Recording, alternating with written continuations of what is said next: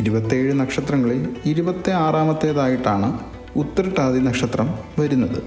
2025 March 29 മുതൽ 2027 June 3 വരെ ഉത്രട്ടാതി ജന്മനക്ഷത്രത്തിൽ ജനിച്ച വ്യക്തികൾക്ക് 2025 ശനി സംക്രമണത്തിൽ ശുഭകരമായ ഒരു കാലഘട്ടം അനുഭവപ്പെടാം. ഈ നക്ഷത്രത്തിൽ ശനി ഭരിക്കുമ്പോൾ അവർക്ക് വർദ്ധിച്ച സമാധാനം, സന്തോഷം, ആത്മവിശ്വാസം, സ്ഥിരത എന്നിവ അനുഭവപ്പെടും. അതോടൊപ്പം ശക്തമായ ആരോഗ്യവും ഉയർന്ന ഉന്മേഷവും ലഭിക്കും.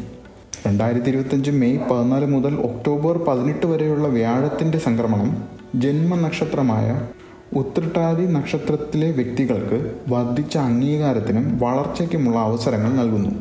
ഇത് വ്യക്തിപരവും തൊഴിൽപരവുമായ മേഖലകളിൽ ഗണ്യമായ പുരോഗതിക്ക് കാരണമാകുന്നു.